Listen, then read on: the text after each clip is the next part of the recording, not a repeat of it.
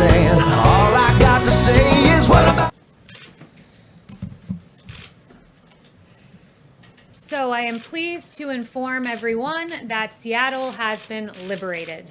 The Capitol Hill Autonomous Zone, otherwise known as CHAZ, I think they switched their name to CHOP, but I'm told they went back to CHAZ, was a failed 4-week Democrat experiment by the radical left, and the results are in. Anarchy is anti-American. Law and order is essential. Peace in our streets will be secured. While the Democrat mayor of Seattle proclaimed that CHAZ was to be, quote, the summer of love, in fact, it was not. And other failed Democrat politicians also remained passive or even silent in the face of anarchy. But while that happened, President Trump set the tone. Law and order must prevail to preserve peace in our streets. The president is not the Democrat governor of the state of Washington. The president is not the Democrat mayor of Seattle, but nevertheless, the president must lead by example and be prepared to act in the face of failed Democrat leadership, which is what we saw in Democrat Seattle and Democrat Wisconsin. President Trump has always stood on the side of law and order, and we are pleased to report that law and order has prevailed and Seattle has been liberated from the anarchist. In President Trump's America, autonomous zones will have no sanctuary. The BAZ, B-H-A-Z, which stood for the Black House Autonomous Zone across from the White House, was swiftly dismantled. 100 anarchists were arrested for rioting and destruction of federal property here in D.C. I believe that number is now above 300. 4 men have been charged in federal court for attempting to tear down the statue of Andrew Jackson in Lafayette Square, and there are 200 open domestic terrorism investigations. You contrast the president's vision of law and order to that of the failed CHAZ experiment and anarchy. And here's what you find in the failed Democrat experiment that took place out in Seattle. The Seattle Times said the shooting at Seattle's CHOP protest tragically killed a 16-year-old boy, leaving a 14-year-old seriously injured. That's what happens in an autonomous zone. The police chief, Carmen Best, who did a marvelous job winding down the CHOP zone, noted that CHOP has become lawless and brutal and enough is enough, and she took action. According to reports, quote, police also investigated several vehicles circling the CHOP zone with people inside carrying firearms and wearing body armor. This was no, quote, summer of love, as the Democrat mayor in Seattle said. And President Trump compelled action. He has said, take back your city now. If you don't do it, I will. He has said this is not a game. These ugly anarchists must be stopped immediately, move fast. And finally, the Democrat mayor in Seattle, who was long delayed, finally gave the order to dismantle the CHAZ, and it was an admission. It was an admission that President Trump's vision is right, that anarchy is wrong, and that law and order bring peace. And with that, I'll take questions. Kristen. Kayleigh, thank you so much. National Security Advisor Robert O'Brien said that the intelligence about the alleged Russia plot was being taken so seriously that U.S. allies were alerted and that it could impact military tactics. So how is that a hoax? Well, as I mentioned yesterday, what happens when any intelligence comes in unverified, if there is any way that it could affect American troops or allies, it is immediately communicated on the ground to ensure that troops and commanders and generals can make the best decisions, tactically speaking. So that's the way it's done. But what I would say is at the same time, until there's a strategic decision for the president to make, until it is verified, it is not briefed up to the president of the United States. That's how intelligence works. Is he angry or frustrated or upset about the fact that he was not in the loop on this when members of Congress were briefed and U.S. allies were briefed?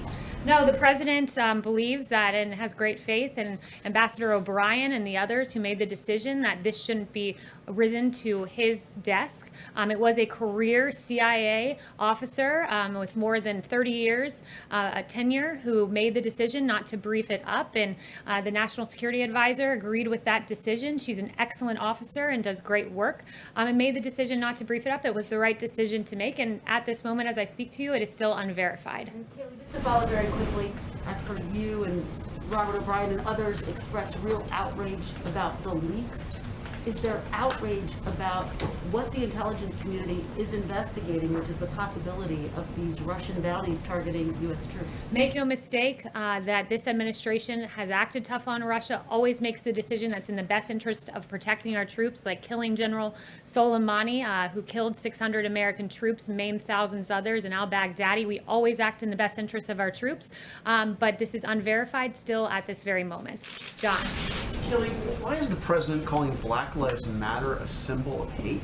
Well, what the president was noting is that that symbol, when you look at some of the things that have been chanted by Black Lives Matter, like pigs in a blanket, fry 'em like bacon, that's not an acceptable phrase to paint on our streets. Look, he agrees that all Black Lives Matter, including that of Officer David Dorn, Patrick Underwood, 2 officers whose lives were tragically taken amid these riots. All Black lives do matter. He agrees with that sentiment. But what he doesn't agree with is an organization that chants pigs in a blanket, fry 'em like bacon about our police officers, our valiant heroes who are out on the street protecting us each and every day. Americans of all races have protested in all 50 states around that phrase, Black Lives Matter, and the president is here calling it a symbol of hate? He's talking about the organization. I would note to you that the Greater New York BLM president has said if this country doesn't give us what we want, that we will burn down the system, and I could be speaking literally. I'd call that a pretty hateful statement. But Kayleigh, Yes, he's not Ben. talking about the organization in his tweet. He says Yes, the words. Ben. He says the words. Which, Black Lives what's Matter. the name of the organization again? Black Lives Matter. There you go. You That- just those are answered the- my those are question. the words that Go are ahead, being on Ben. Fifth Avenue. Question on coronavirus. Earlier today, the president said, I think that at some point that's going to sort of just disappear, I hope. Is hoping that it will disappear the president's strategy at this point? No, the president's confident that it'll disappear. He's confident that he's put together a revolutionary, first-class team that is going to break through bureaucracy and get us a vaccine. He's confident that that will lead us to a place where we won't have COVID on our hands. And in fact, there was very pleasing news today from Pfizer and BioNTech that showed positive results for their vaccines. Dr. Fauci says that we're heading towards 100,000 cases per day. But so why does the president have evidence that it would just disappear? Well, He one- distinguished between a vaccine and it just disappearing. One thing I would note with regard to cases, we're aware that there are embers in the country. We're aware that there are places with rising cases, and that's why Dr. Birx is on the ground and others. We're continually assessing that. But one thing I would note is just that when you do test more people, you do identify more cases, and that is rapidly ongoing. We're testing more than 500,000 a day. To give you an example, on April 6th, really the height of the pandemic, we were doing 151,525 tests. One day, Thursday is the number that I have here. We conducted 637,587 tests. So when you have more than a 5-fold increase in tests, you have a greater identification of Do you cases. consider what's happening in Florida, in Texas, Arizona as embers? I would say that we see rising cases, we see embers around the country. We always knew that would come with reopening, but those who are identifying as positive cases do tend to be younger individuals, as the vice president noted, and I think the increase in testing is part of the contribution to what we're seeing. Yes. Today, Mayor Bowser said her office has communicated with the Department of Interior about the 4th of July celebration, and it's not, in her mind, in keeping with CDC guidelines, as well as DC Department of Health guidelines. The White House has said over and over again we should look to our local authorities for how we should act. Should the administration be following the local guidelines in The this? president has said that we should follow our local authorities with masks, so that's the decision that he encourages people to follow those authorities. The CDC guidelines, I'd also note, say recommended but not required, and we are very much looking forward to the 4th of July celebration. Yes. Are you preparing some options for the president to consider for retaliation against Russia should this intelligence prove to be true? And I won't get ahead of the president on action. I also won't get ahead of the intelligence, which at this moment is unverified. Does the president want this intelligence to be corroborated or not? Or what has he told his advisors on this front?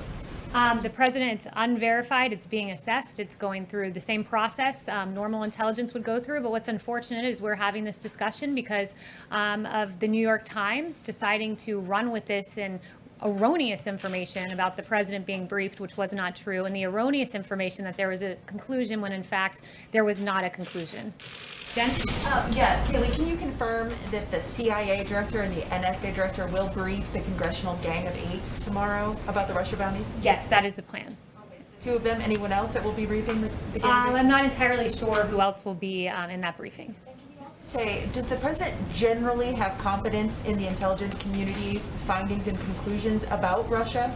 Yes, he does have confidence, and he's many times acted on verified intelligence, and there's times he's decided that it's in our strategic interest not to act. I'd give you the example of Soleimani and al-Baghdadi, and then the example of Iran shooting down when Iran engaged in actions, and the president said it's not time to engage because shooting down an entity is not the same as losing loss of civilian lives. Yes.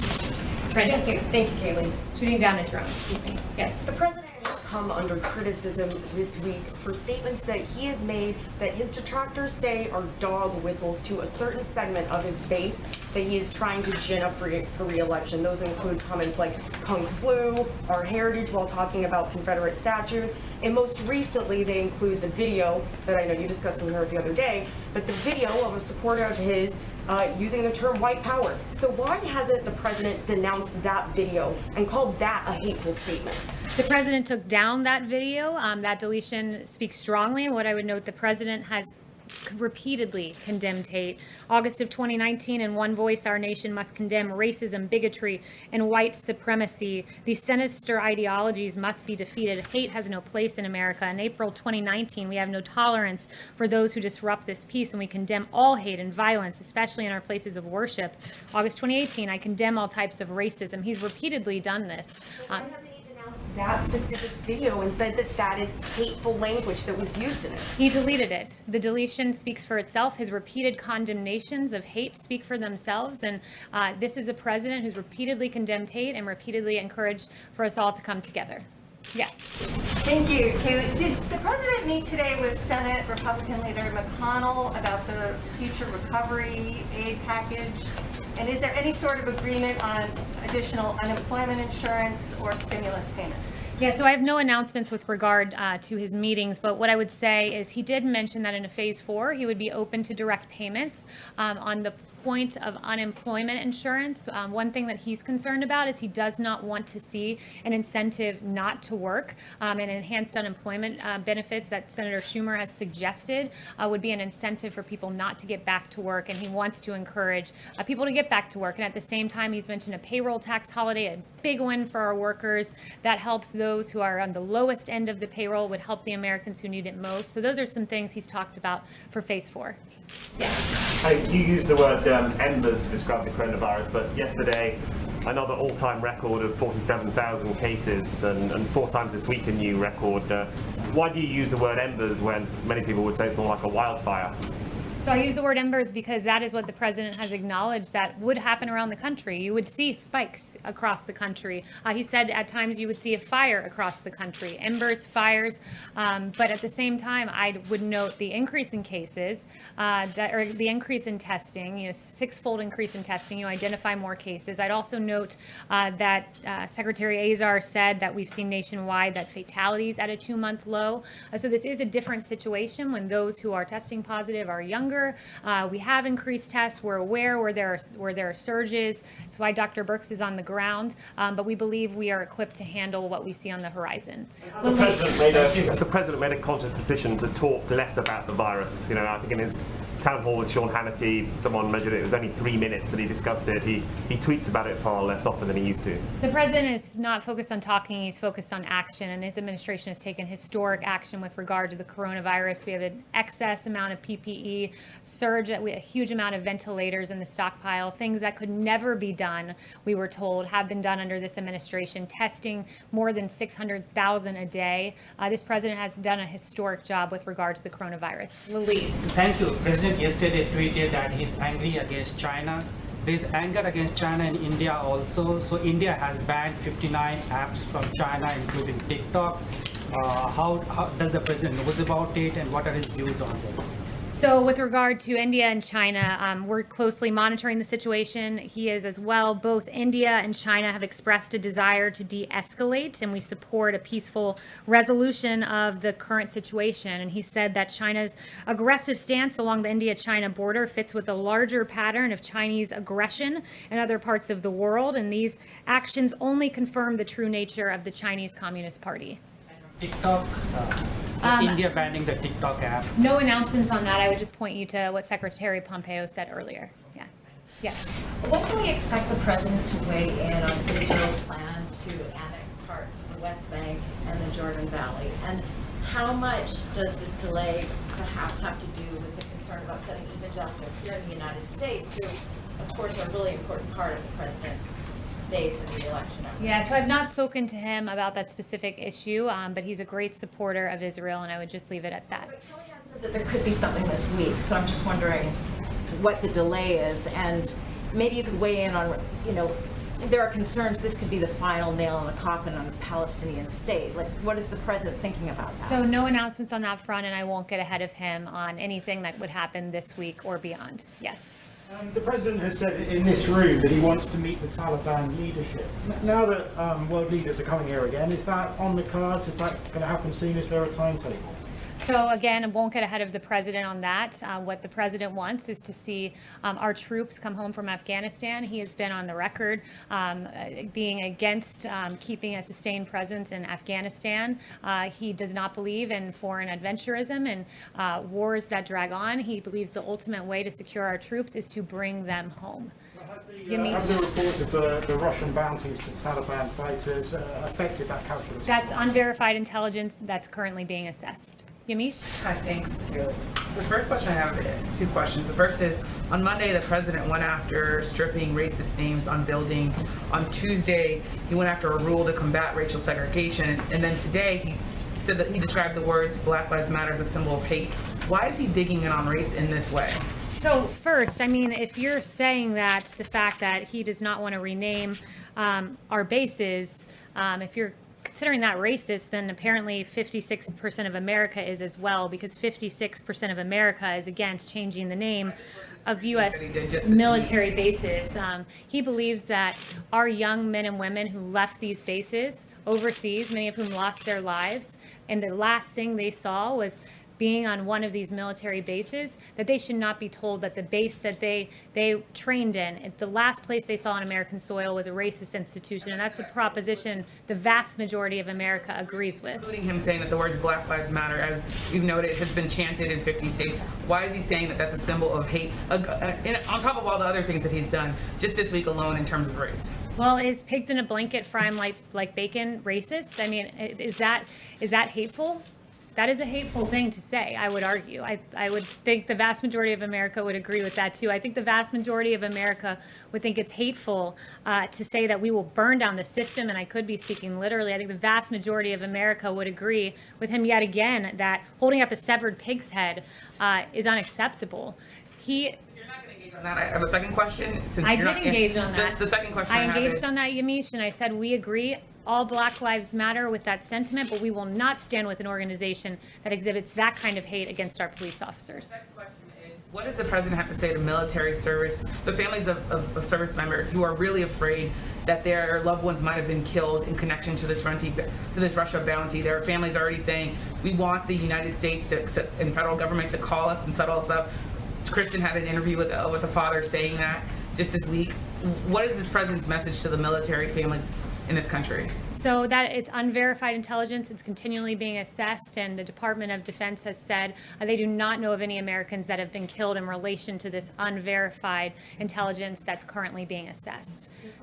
Yes, Janelle. Thank you, Kayleigh. The president has stated in the past that he will not tolerate defunding police, and he said this multiple times. Considering that many Democrat-led cities have now done so, including New York City as of this morning, what does not tolerating this move look like from the president's vantage at this time?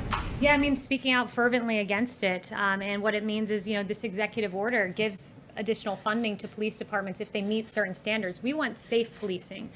We want to make sure that police officers are trained to de-escalate.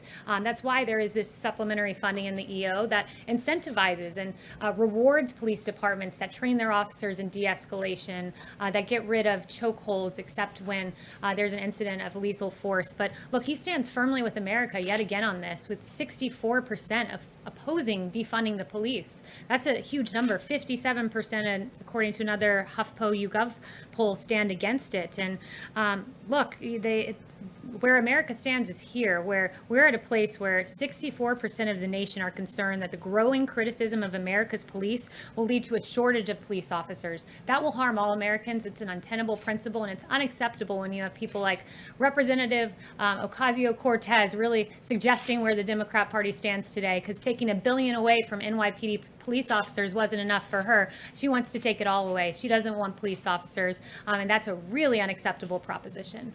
USMCA also, it takes effect at midnight. What immediate changes is the White House hoping to see immediately starting tomorrow? And then are there any elements of the USMCA that may be hindered because of COVID-19? Yeah, the USMCA today, that goes into effect. It's a huge deal. For years, for decades, NAFTA wreaked havoc on American society, closing our factories, hemorrhaging American manufacturing jobs. And the USMCA is a massive win. It will create 176,000 jobs, add $68 billion to the U.S. economy. 28,000 manufacturing jobs are expected to be added, and agricultural and food exports will increase by $2.2 billion, a big win for our farmers. So we expect to see that start to take effect. It's a big deal, and it's a reversal of decades of failed U.S. policy with the USMCA, the Trans-Pacific Partnership, horrible trade deals that betrayed America's workers. Under President Trump, the forgotten man and woman is forgotten no longer. Thank you, guys. The 130,000 dead, how can you call it a success?